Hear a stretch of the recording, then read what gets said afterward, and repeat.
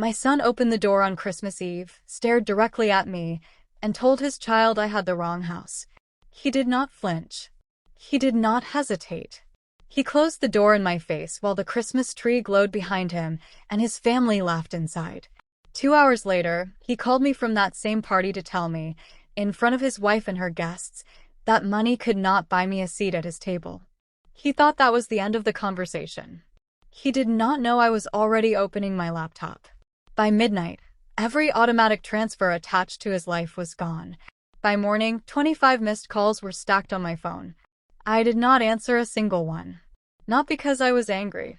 Because for the first time in 14 years, I finally understood that I had been funding a life in which I did not exist. There are things about my life that I rarely talk about, not because I am ashamed of them, but because I spent so many years believing they did not matter as long as my son was doing well. My name is Cordelia Ashworth. I raised Lorcan alone from the time he was 4 years old. His father did not leave dramatically.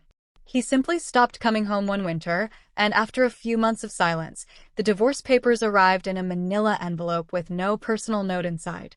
That was the entire goodbye. I was 31 years old. I had a part-time bookkeeping job, a small apartment with a water stain on the bathroom ceiling, and a 4-year-old boy who slept with a flashlight because he was afraid of the dark. I did not fall apart. I want to be clear about that. Not because falling apart would have been wrong. It would have been entirely justified, but because I did not have time. Lorcan needed lunches packed. He needed shoes in the right size. He needed someone at his school performances and someone to check his homework and someone to tell him, every night, that everything was going to be fine. I became that person completely. For 11 years, I worked double shifts at a medical billing office. I drove a car with a cracked dashboard and a heater that gave out in my son's junior year of high school. I wore a gray wool coat for 6 winters because it still kept the cold out, even after the lining started to separate at the seams. Every dollar I did not spend on absolute necessities went into an account labeled with my son's name. I did not resent any of it. What I did not understand then, what I only began to understand standing on a snowy porch on Christmas Eve 14 years later, is that sacrifice without acknowledgement does not build love. It builds expectation. Lorcan grew up bright and driven. He earned a partial scholarship to a university in Philadelphia. I covered the rest with a loan that took me 4 years to repay after he graduated. He built a career in commercial real estate. He met Aloan at a professional conference in Atlanta when he was 28. She came from a family that had never needed to check a price tag before putting something in a cart. She was beautiful and composed and absolutely certain of her own worth in a way I found both admirable and quietly unsettling. Lorcan was captivated by her world. I understood it. I told myself it was natural, that watching your child fall in love with a life bigger than the one you gave them is part of being a parent. I kept telling myself that for 14 years. They married in September. A beautiful ceremony in a garden venue. Aloan's mother oversaw every detail. Her father's toast lasted 9 minutes and received a standing ovation. I sat near the back of the reception at a table with Lorcan's aunt and 2 of his childhood friends. My toast was not requested. I smiled through every course and told myself that today was a good day. Then they bought the house. A 4-bedroom colonial in Maplewood, New Jersey. Wide front porch. A yard backing up to a nature preserve. An excellent school district. The mortgage was significant, more than Lorcan's income comfortably supported at that stage of his career. Aloan's parents covered a portion of the down payment. When Lorcan showed me the monthly number, something tightened in my chest that I immediately tried to rationalize away. 2 months later, he called.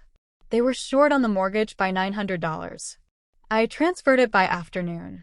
That was the first one. Over 14 years, there were many more.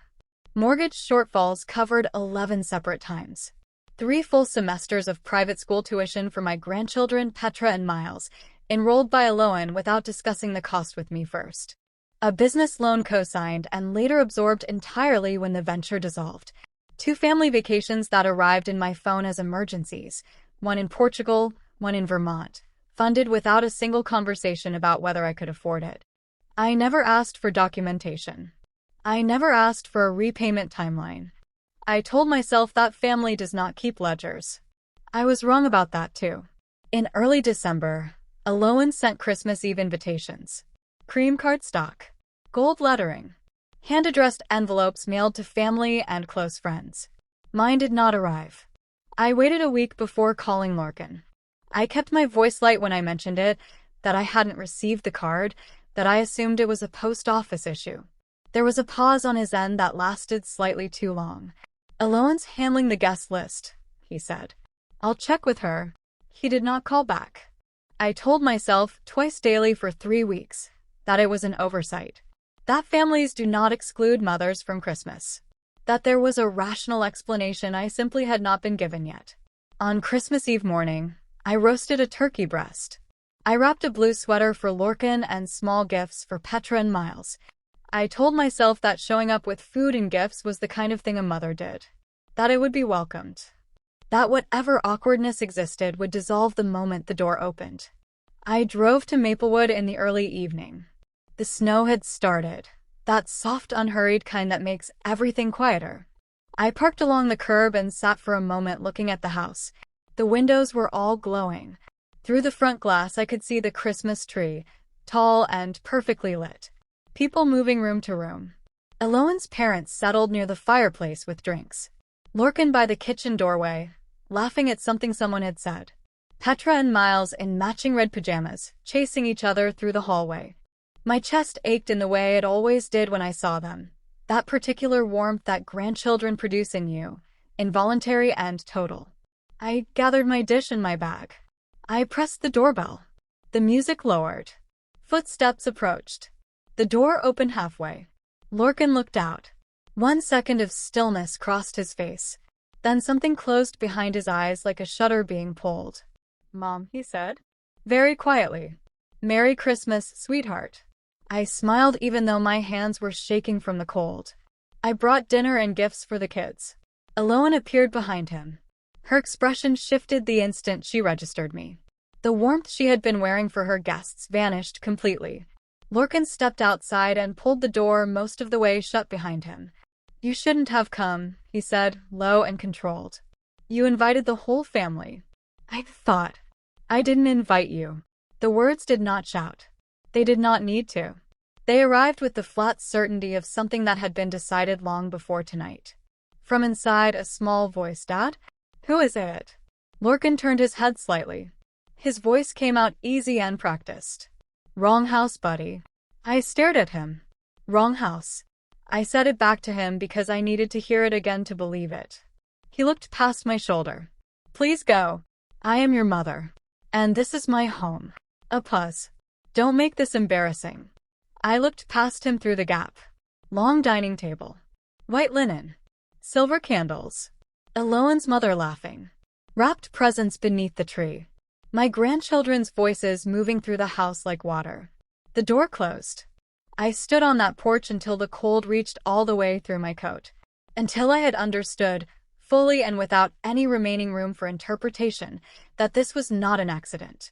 Then I walked down the icy steps, got in my car, and drove home. I did not cry. I want to say that plainly. Not as a point of pride, but as a statement of fact.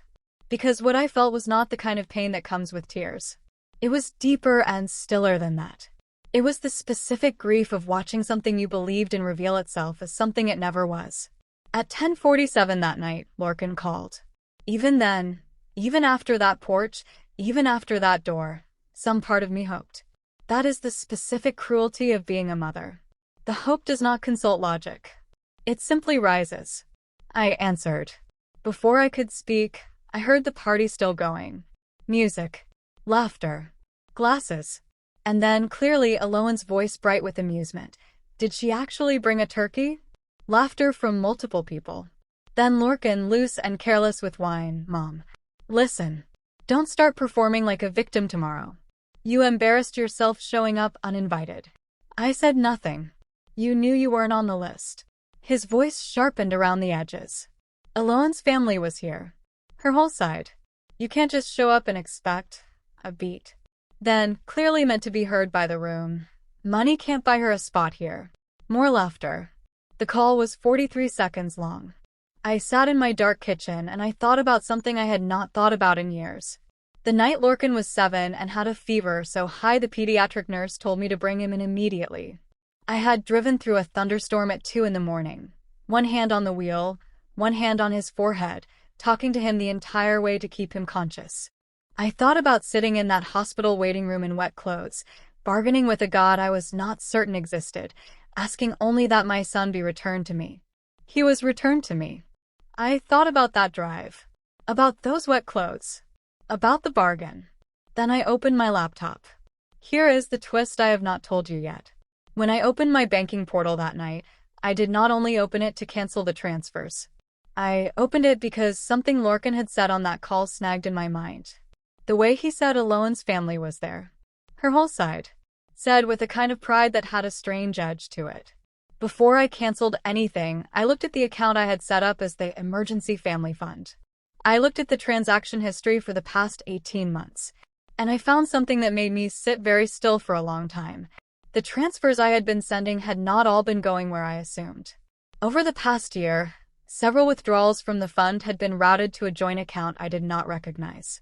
When I cross-referenced the account details with records I kept in an old email folder, Lorcan had once sent me banking information for a transfer. I understood. The account belonged to Aloan and her mother. Not a household account. A personal one. In Aloan's name and her mother's name jointly. Money I had been sending for family emergencies had been redirected, quietly, incrementally over many months, into an account that Lorcan did not appear on at all.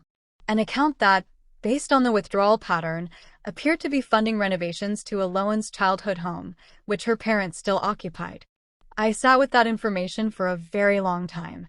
Then I did not cancel 4 transfers.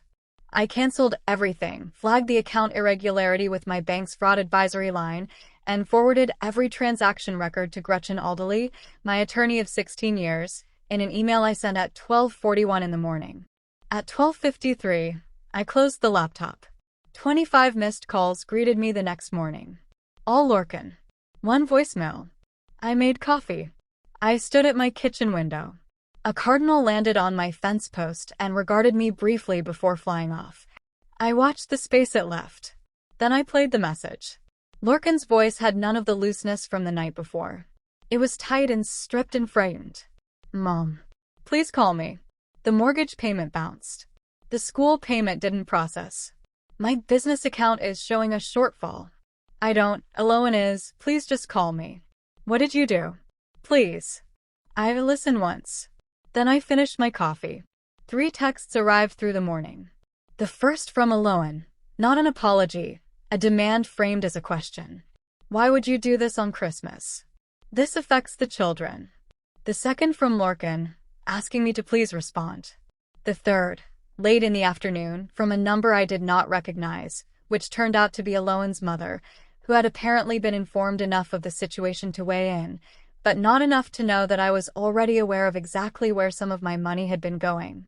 I did not respond to any of them. I forwarded the unknown number to Gretchen. Gretchen worked through the holiday weekend. By January 3rd, she had drafted a formal letter of financial accounting, a comprehensive document listing every transfer I had made over 14 years, the total sum, the stated purpose of each, and the legal characterization of those funds. She also included, in a separate addendum, the transaction irregularities I had identified in the emergency fund account, with full documentation attached. The letter was sent by certified mail to Lorcan and Aloan's address on January 5th. It was not a threat of litigation. It was something more effective than a threat. It was a record. Precise, dated, and signed by an attorney.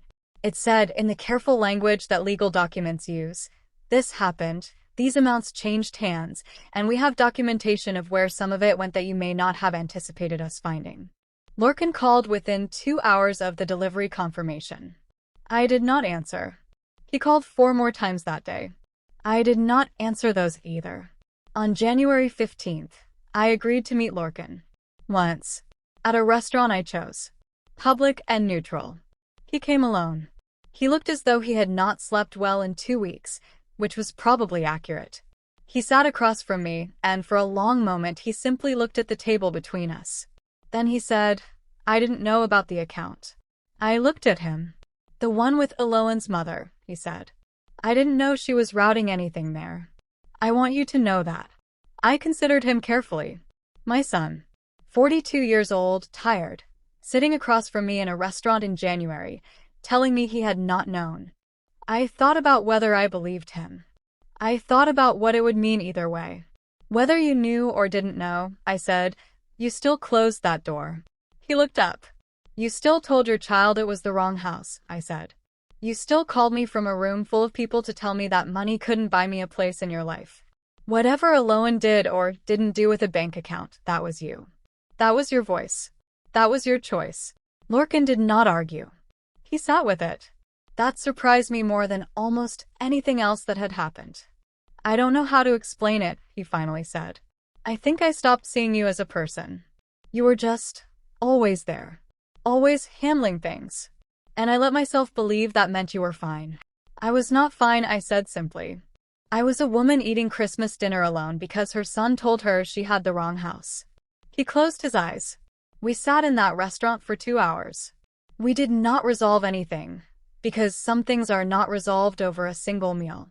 But something was said that had needed to be said for a very long time, and that mattered to me, separately from everything else. I did not restore the transfers. I did not pretend the door had not closed. But I left that restaurant knowing exactly who I was and exactly what I was willing to accept going forward. That was more than I had walked in with. The situation with Lorcan unfolded more slowly and more fully than I anticipated. Gretchen's letter, it turned out, had opened a conversation between Lorcan and Lorcan that I was not present for and did not need to be. What I understood through Lorcan weeks later was that the financial arrangement with her mother had been ongoing for over a year. Lorcan had characterized it to herself as balancing the support coming from my side. Her logic, as Lorcan relayed it without editorializing, was that since her parents had contributed to the down payment years ago, it was equitable for some ongoing funds to flow back to them. She had simply neglected to mention this reasoning to Lorcan, or to me. Lorcan and Lorcan spent January and February in a process I had no involvement in and no desire to interfere with. Their marriage, their reckoning, that was entirely theirs to navigate. By March, Lorcan sent me an email. Carefully worded. More acknowledgement than apology, but an acknowledgement nonetheless. I read it once. I replied with 6 sentences that were polite and entirely without warmth, because some things require more than a carefully composed email, and I was no longer in the business of pretending otherwise. I did not hear from her mother. I did not expect to. January was the quietest month I had experienced in years. And I mean that as a compliment. I booked a 2-week stay at a small coastal inn in Maine for April, a trip I had been postponing for 3 years because there was always something that needed the money more urgently. I met with Gretchen to restructure my finances entirely, redirecting what had previously been the family folder into a retirement account that had been quietly underfunded for over a decade. I had my coat relined. I want you to understand why I keep mentioning the coat. For 6 winters, I had worn a coat with a fraying lining because replacing it felt self-indulgent when there were transfers to make. Having it properly relined in January cost less than 1 month of the emergency fund I had been maintaining for Lorcan's mother's home renovation. I stood in my hallway after picking it up and put it on and stood there for a moment. It fit exactly the same. It just felt entirely different. I began cooking for myself in ways I had stopped doing when I was too tired from working double shifts to do anything but the quickest thing possible. I started walking in the mornings. I called a friend I had not spoken to properly in 4 years because I had always been too distracted, too drained, too needed elsewhere. In February, I asked Lorcan if I could see Petra and Miles. He arranged it without hesitation. They came to my house on a Saturday. We baked sugar cookies with blue frosting. Miles fell asleep on my couch under my grandmother's quilt, and I sat beside him for a long time just watching him breathe. Petra helped me clean up the kitchen and asked me, with the frank curiosity of a 10-year-old, why I had not come to Christmas. I told her that sometimes adults have disagreements, and that it had nothing to do with how much I loved her. She accepted that with the easy grace that children have when they are essentially secure and said, "Okay, can we make hot chocolate?" I drove them home in the late afternoon. I hugged them on the porch of their house before Lorcan opened the door. I did not go inside. I was not ready for that yet, And I had learned to stop doing things I was not ready for simply because they were expected of me. Maine in April was cold and bright and extraordinary. I stood on a cliff above the Atlantic on a morning when the wind came in so sharp it brought tears to my eyes, and I thought, I spent 14 years building someone else's foundation. And the building still stands. And I am standing here above the ocean with a coat that fits properly and a retirement account that is finally being tended to, and there is not a single automatic transfer running anywhere in the world with my name on it that I did not choose with full awareness. That felt, I realized, like the first breath I had taken in a very long time. Lorcan and I speak. Not every week. Not easily, not yet, but honestly, which is more than I had before. Alone and I are polite in the careful way of two people who have agreed, without discussing it, not to reopen certain rooms. I do not know if that will change. I am not waiting on it. Petra and Miles come to my house once a month now. They eat my food and fall asleep on my couch and ask me questions with no guile in them and remind me, consistently and without effort, that love in its simplest form requires nothing from you except your presence. I have left seed on the fence post every morning since January. The cardinal comes every day now. Some things can be repaired. Some things should not be restored. I used to confuse those two categories. I do not anymore. Before you go, I need to ask you something, and I want you to sit with it honestly. If you removed yourself completely from someone's life tomorrow, not just the money, not just the favors, but your presence, your patience, your forgiveness, your time, how long would it take them to notice that what they lost was you, and not just what you provided? If you already know the answer, maybe it is time to act like you do.